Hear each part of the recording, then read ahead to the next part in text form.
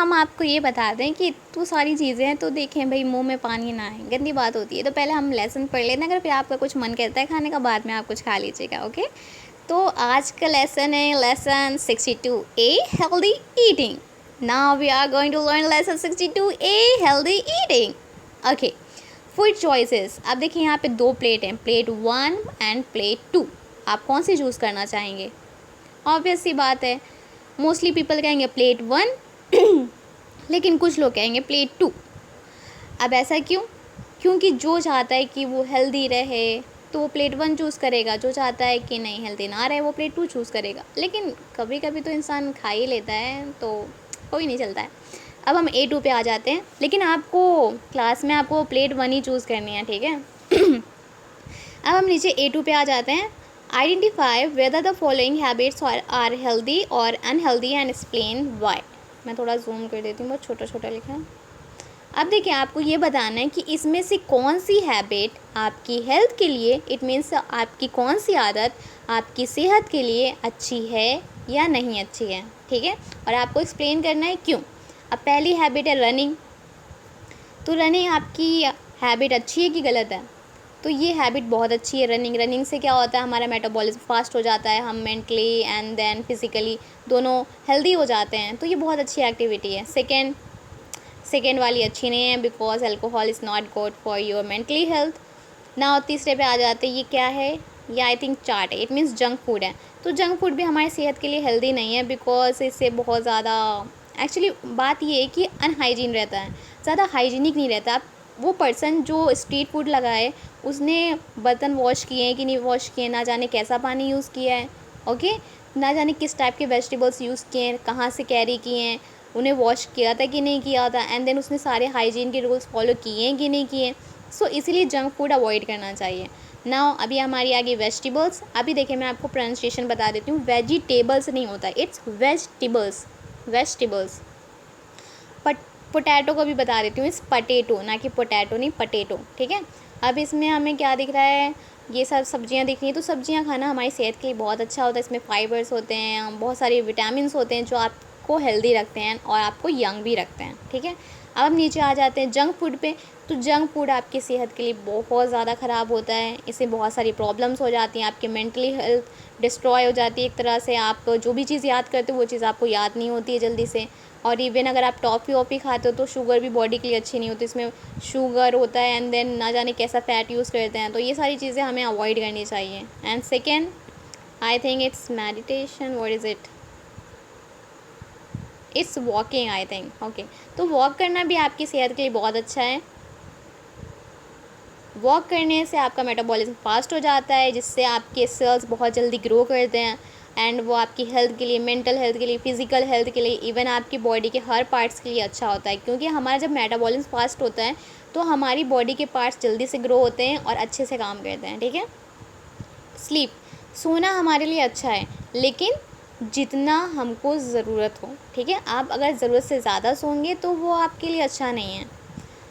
उसके बाद cake, pastry आ गई। तो पेस्ट्री देखिए इसमें शुगर होती है जो हमें अवॉइड करना चाहिए। शुगर से क्या होता है, अगर आप ज़्यादा शुगर इंटेक करते हो तो आपकी जो स्किन है उस पर ड्राइनेस आ जाती है, रिंकल्स, इट मीन्स आप उम्र से पहले ही बूढ़े दिखने लगते हो। इसीलिए बहुत सारे पीपल अवॉइड करते हैं शुगर, एंड शुगर से हमारी शुगर भी ज़्यादा हो जाती है, क्योंकि 30-40 के बाद मोस्टली पीपल्स को शुगर हो जाती है, जिसकी वजह से हमें शुगर ज़्यादा अवॉइड करनी चाहिए, शुगर का इंटेक ज़्यादा नहीं रखना चाहिए ना। सिगरेट, जो कि बहुत ज़्यादा बैड हैबिट्स है लंग्स के लिए, तो ये अवॉइड ही करनी चाहिए। अब फ्रूट्स बहुत अच्छे हैं हमारी हेल्थ के लिए, क्योंकि इसमें विटामिन सी होता है, विटामिन ए, बहुत सारे विटामिन्स होते हैं, मिनरल्स होते हैं जो हमारी हेल्थ के लिए, हमारे स्किन के लिए बहुत ज़्यादा अच्छा होता है, ठीक है। अब बर्गर जो कि जंक फूड है, अब आप कहेंगे इसमें तो वेजिटेबल्स भी हैं, बट एक्चुअली जो बन होता है ना इसमें, वो उसमें कोई भी न्यूट्रिशन टाइप की चीज़ नहीं होती, उससे बस आपका पेट भर जाता है। और फिर बात वही आ जाती है, ये स्ट्रीट फूड है,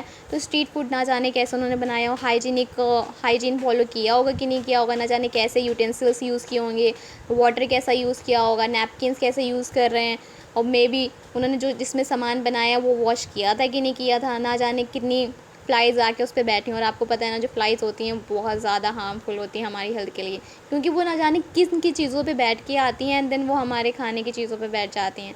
तो ना जाने उन्होंने कैसे किया होगा, इसलिए जंक फूड अवॉइड ही करना चाहिए और मोस्टली स्ट्रीट फूड।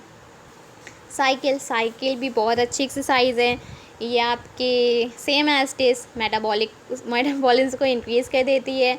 और इसमें क्या होता है, हमारा जो अंदर की जो जितनी भी रिएक्शंस होती हैं ना, मेटाबॉलिक रिएक्शंस, वो सारी की सारी फास्ट हो जाती हैं, जिससे आपका डाइजेशन एंड जो आपके रेस्पिरेशंस होती हैं ये सारी की सारी फास्ट हो जाती है।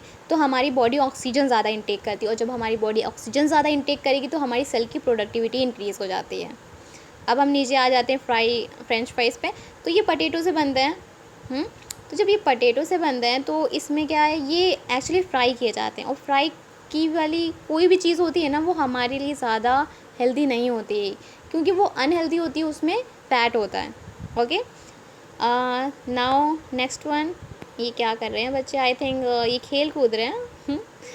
तो हाँ, बच्चों के लिए खेलना, आउटडोर गेम्स बहुत अच्छे होते हैं। इससे क्या होता है, एक्टिविटी होती है, जब बॉडी में एक्टिविटी होती है, मूवमेंट्स होते हैं, तो aerobic respiration, it means that उनका रेस्पिरेटरी सिस्टम एंड देन उनकी जो मूवमेंट्स होती है, जिसकी वजह से उनका फिजिकल और मेंटल हेल्थ दोनों अच्छे से मेंटेन रहती है। अब ये लास्ट वन क्या है, आई थिंक पिज़्ज़ा है। तो ये पिज़्ज़ा हमें अवॉइड ही करना चाहिए, क्योंकि जंक फूड है, और पिज़्ज़ा में भी कोई न्यूट्रिशन होता है थोड़ा बहुत, लेकिन ज़्यादातर हमें अवॉइड करना चाहिए, क्योंकि जंक फूड है, और जंक फूड हमारी हेल्थ के लिए अच्छा नहीं होता है। ओके, अब ये कैंडी आ गई। अब बच्चों को तो कैंडी अवॉइड ही करनी चाहिए, हम बड़ों को भी अवॉइड करनी चाहिए, बिकॉज़ कैंडी खाने से हमारे दांतों की भी हेल्थ मेंटेन नहीं रह पाती है। ओके, गम्स के ऊपर प्लीक आ जाती हैं, एंड देन टीथ के ऊपर प्लीक आ जाते हैं, जिसकी वजह से उसमें कीड़े लग जाते हैं। ठीक है, तो हमें ये भी चीज़ अवॉइड करनी चाहिए, ये भी अच्छी हैबिट नहीं है। ओह माय गुडनेस, इतना बड़ा लेसन। बैलेंस डाइट, अब बैलेंस डाइट किसे कहते हैं, बैलेंस्ड प्लेट लिखा है, मैं आपको बैलेंस डाइट बता दे रही हूँ। बैलेंस डाइट उसे कहते हैं कि आपके अकॉर्डिंग आपको जितनी मील चाहिए, उसे हम कहते हैं बैलेंस डाइट। तो बैलेंस डाइट के अकॉर्डिंग हम अपनी बैलेंस्ड प्लेट बनाते हैं कि हमें कितना खाना खाना चाहिए। तो हम लंच की बात करते हैं, फिर डिनर की बात करेंगे। तो meal plans for an adult, एक एडल्ट के लिए कैसा मील प्लान होना चाहिए, lunch and then dinner. Lunch कैसा होना चाहिए, डिनर कैसा होना चाहिए, सीरियल्स होने चाहिए, इट मीन्स 1 कप चावल होने चाहिए और 2 चपातीस होने चाहिए। और डिनर में क्या होना चाहिए, 1 कप चावल 2 चपातीस। और दाल कितनी होनी चाहिए, आधा कप।